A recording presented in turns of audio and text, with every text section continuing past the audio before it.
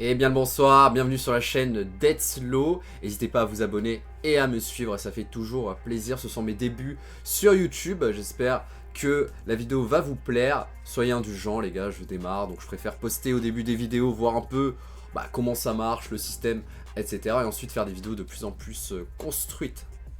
Donc là ce soir on va analyser, on va faire un débrief de cette belle soirée de Ligue des Champions. Il y a eu énormément de buts, mais avant ça je tiens à vous dire que je vais également sortir des vidéos sur l'Olympique Lyonnais. L'Olympique Lyonnais étant mon club de cœur, le club que je supporte depuis tout petit.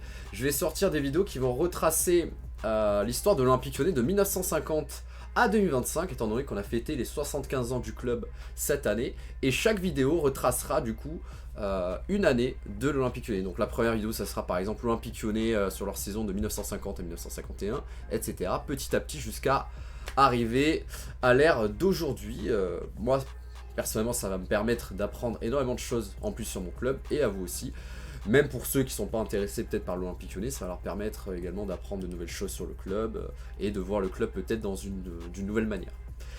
Allez, on va commencer le débrief maintenant. Donc du coup, là on va avoir plusieurs affiches intéressantes. Ce soir il y avait Liverpool contre le PSV, donc Liverpool qui a perdu 4-1. Moi je trouve ça très inquiétant quand même. Là je pense que c'est terminé pour un slot, ça se voit que ça ne marche pas tout simplement. Sa tactique ne fonctionne plus, malgré les recrutements qu'il a fait. En fait les joueurs ne sont pas complémentaires et on voit qu'il manque vraiment de la créativité offensive. Et en défense ça va pas du tout. Konaté c'est pas bon du tout. Enfin bref, même les latéraux je trouve que c'est très moyen. Donc voilà. Liverpool 4-1, défaite à domicile. Arne Slot devrait se faire virer cette semaine. Je ne sais pas qui c'est qui va le remplacer. Mais il faut à tout prix changer d'entraîneur parce qu'on voit que ça, la sauce ne prend plus.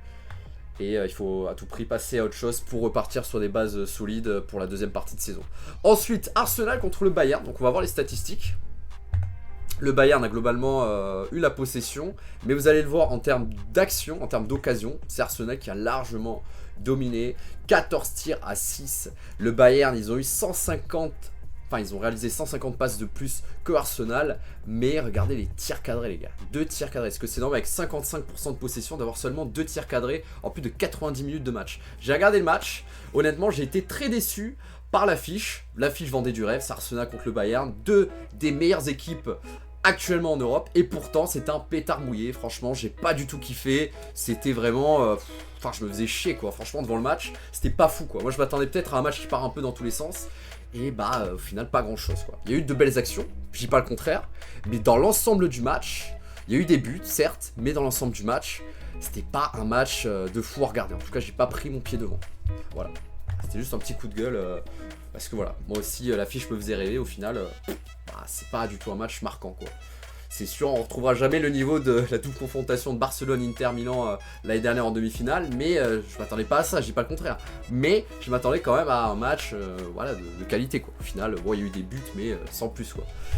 Ensuite, pareil, donc contre Tottenham, du coup, Vitinha, grosse perf de Vitinha qui a réussi au PSG à battre Tottenham. Tottenham qui est sur la victoire en Europa League et qui pour l'instant en Ligue des Champions c'est très compliqué. Ils ont failli faire match nul, enfin ils ont failli perdre contre Bodo Glimt pardon dans les derniers instants. Ils sont revenus dans le score.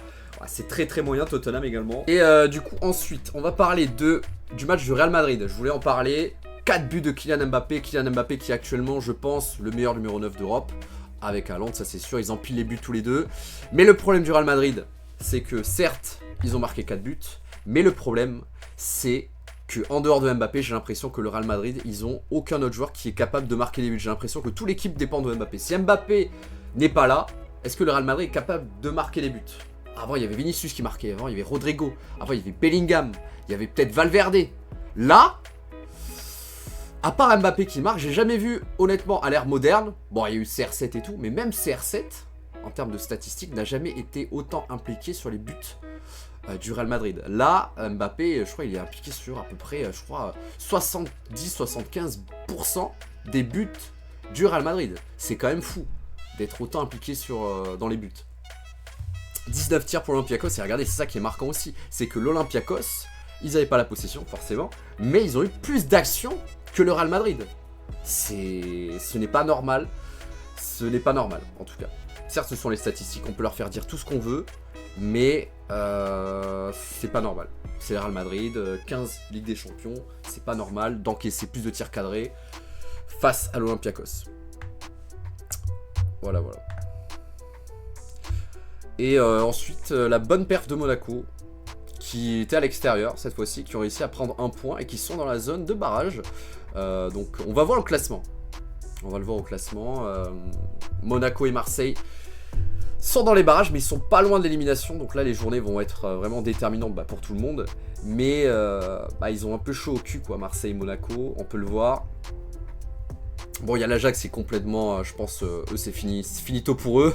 Même pour Villarreal et Kairat, malheureusement, pour eux, c'est finito.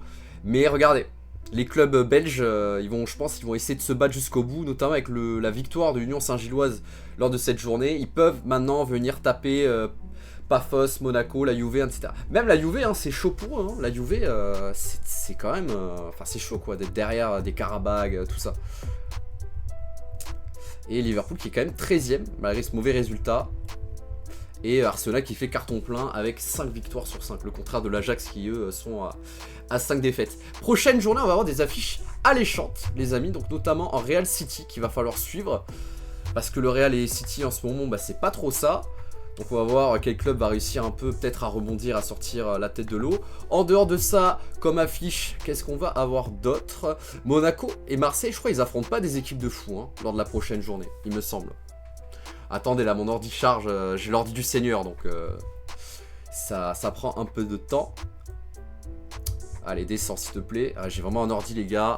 Les gars, mon ordi, faudra en parler un jour. J'ai l'impression, j'ouvre une page sur internet, j'ai l'impression que l'ordi va exploser les gars. C'est un délire. C'est un délire. Donc voilà, Galatasaray. Bon, Monaco c'est dur. Mais pour Marseille, ils affrontent l'Union Saint-Gilloise qui se bat aussi pour leur qualif. En fait, j'ai dit que c'était easy, mais en fait, aucun match avec des champions est facile. Et ça va pas être facile à l'extérieur. Mais Marseille peut le faire. Ils ont toutes les armes pour le faire. S'ils gagnent pas, quand même, c'est chaud. Galatasaray pour Monaco, là, ça va être beaucoup plus dur. Je pense, même s'ils sont à domicile. Galatasaray, là, ils vont avoir à cœur de revenir. Mais voilà, l'Union Saint-Gilloise, ils se battent. Ils savent que Marseille, ils ont à peu près le même nombre de points qu'eux. Et qu'ils se battent avec Marseille, qui est un concurrent direct pour la qualif en barrage. Donc, je pense que ça va être des matchs où ils vont vraiment tout donner. Mais encore bravo à Marseille pour leur victoire en Ligue des Champions.